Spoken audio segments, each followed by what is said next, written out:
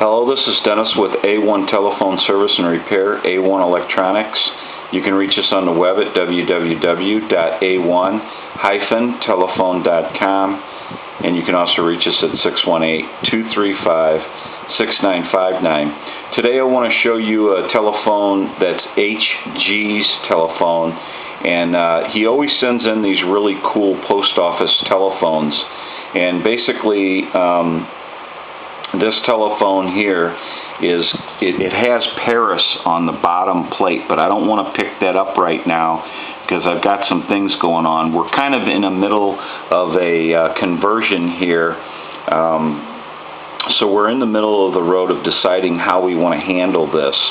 And basically what I have come up with is we're going to do kind of like a hybrid type design here. We're going to use some of HG's original board, and then we're going to tie another board for dialing purposes for tone, because this is dials out in rotary, and I wanted to pull a tone situation off of this PC board here, but I'm a little limited on the chip information, and the design that they came up with here is more of a rotary design. I kind of think that this chip has a tone generation also, but I can't find out enough information about it to make it worth the time that we would spend on it to reconfigure the circuit to go over to a tone situation. Now, some of these phones designed over there were set up for a situation where it could be tone or pulse, but in this case it's not a simple kind of little deal where you're just shorten out a situation on the PC board and all of a sudden it's dialing out in tone. Okay, that's not how this is set up. So basically I'm going to have to go to this hybrid situation where we still use this board, but because of the fact that this telephone is set up to where it has an extra receiver, and HG sent me a little he's kind of researched the background of these, and the reason why there's a handset on these and then also another receiver is basically so that you could talk on the handset and hold the handset up to one ear, but yet since they had poor telephone service sometimes in those areas, what you could do is hold this receiver up to the other ear, and you basically had a set of headphones on, in a sense. So in order, any board that I would put into this telephone to kind of do like a hybrid situation would really not support this extra receiver here. So, and I want to try to save the original transmitter and receiver and the original in this receiver here also. So basically what I'm going to do is I'm going to hybrid it out. I'm going to leave the board for the bells, and I'm going to do other, I've got all this set up and I don't want anything to fall apart, but I want to show you the bell conversion, the design and the engineering behind their bell situation. Okay, but in this video I can't do that. So anyway, I didn't want to take the keypad apart, but on this keypad, when you dial, it dials out in pulse. There's a little hole here at the bottom of the keypad, and there was one over here, but there was no LED in it. Basically what that does is HG thought maybe it was, a warning light when the telephone would ring. But that's not what it is. When you dial out, it dials out in pulse, and you can see the little red LED flash on the pulse signals. So basically it's a light, an LED, that shows you when you're dialing. So it's a dialing indicator. But I'm going to do what HG thought it was. I'm going to turn this LED in here when the phone rings and the bells are off. You'll be able to see this little red light flash. Well, I already mapped out all of the connections for your your keypad, and I already knew that. But once I got in and could not find the light connection for the LED, and I have to rearrange it. I have to cut it free from the board, because what happens is I don't want it tied into the dialing, because now this light's going to be used as an indicator when the telephone rings.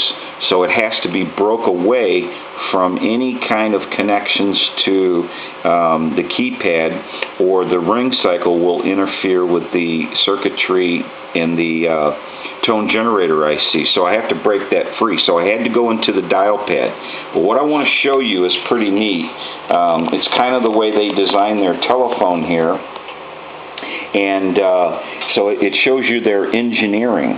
And basically what you have here is a plate. And these are magnets. And, you know, the normal engineer would say, well, you know, if we got a keypad and I'm pushing down the buttons, we'll use a spring. You know, we'll just use a spring, and the spring will bring the button back towards me and get it out of the circuit. Not in this situation. These are all individual round magnets, and it works like this. When a button is pushed down, what they say, or how they engineered it, was, okay, the magnet's going to pull away from the metal, but it's going to go back, right? So that's how they designed this. The button pushes through, and the magnet goes up in the air a little bit, but then when you take your finger off the button, the magnet snaps back to the metal. So it's a pretty cool engineering ideal, and I thought you might want to see that, because when I get to take things apart every day, and when I see something that is kind of, it's too expensive really probably to do this nowadays, but if you were building a specialized piece of equipment, you could use this ideal. For like a cheap product or something, it probably wouldn't be a good ideal. But for something that was an important circuit or an important situation or design or engineering feat, this is a good ideal. And I like to show things that are different. And this wasn't no cheap phone. They put a lot of money into these. They were made very well, and I'm kind of showing you how they engineered it. The light that I'm talking about basically is, and I only have a couple of the buttons in here that would make the contact on the PC board.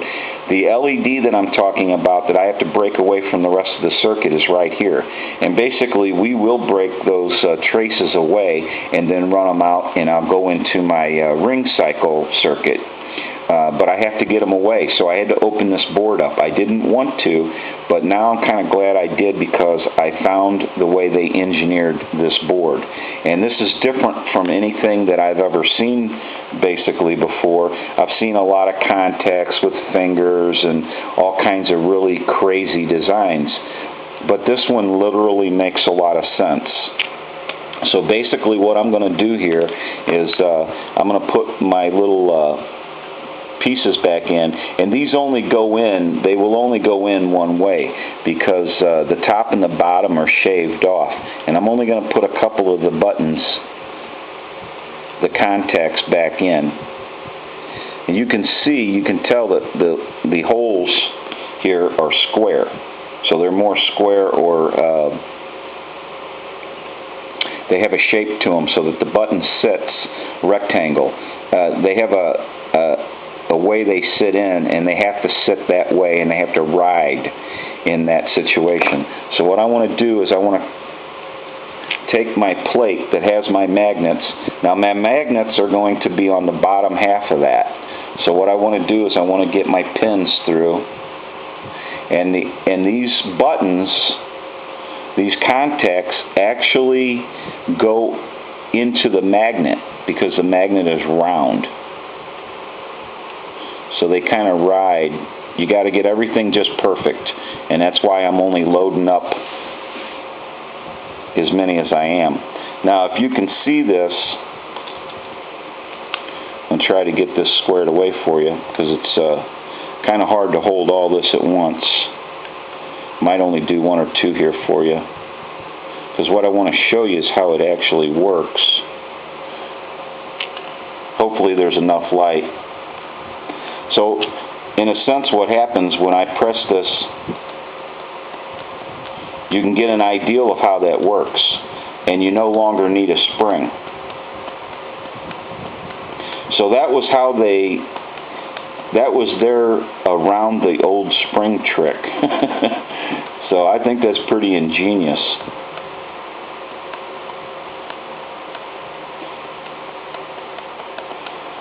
So I kind of wanted to show you that, but now that I had to go into this keypad, I kind of found their engineering trick, and it's a pretty cool trick.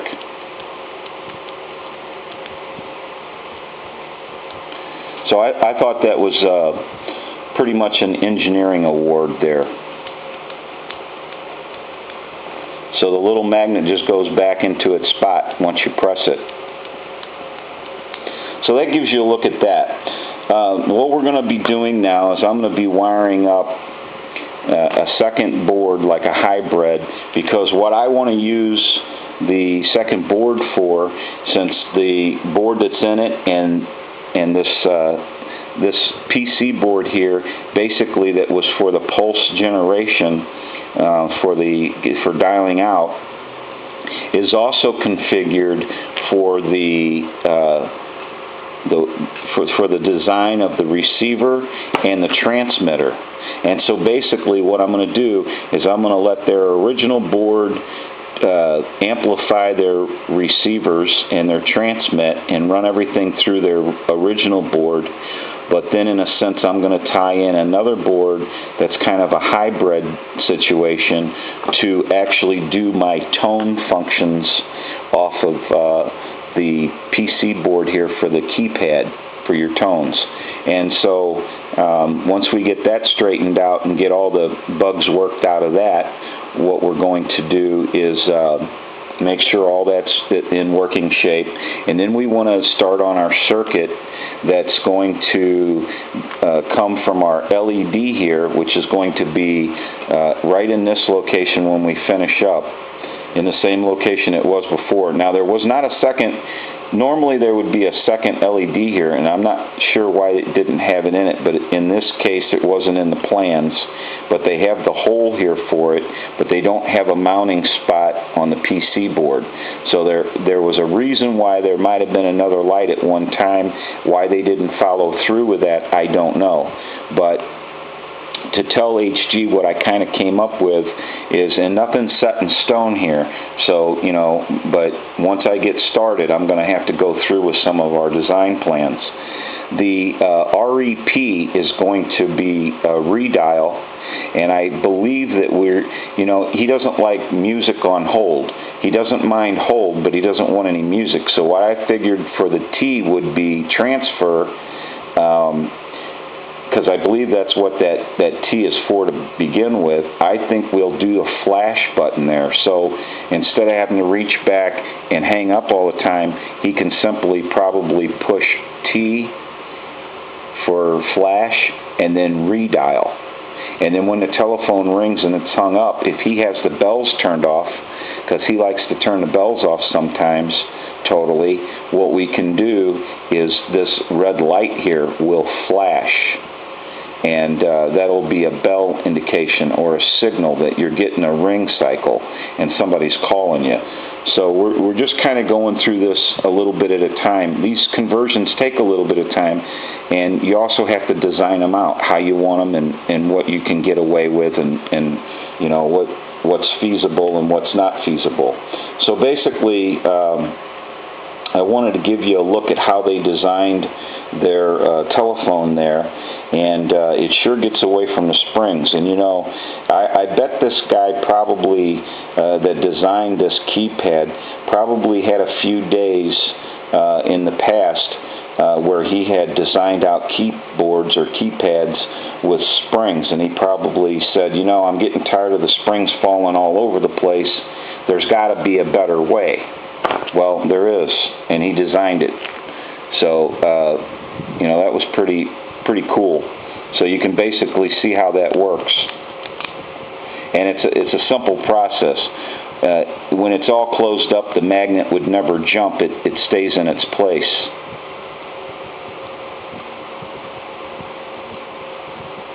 So that kind of gives you a look at that. Actually, it works better than a spring, in a sense, because there's no real, there's no binding of a spring or anything like that. So that's pretty cool.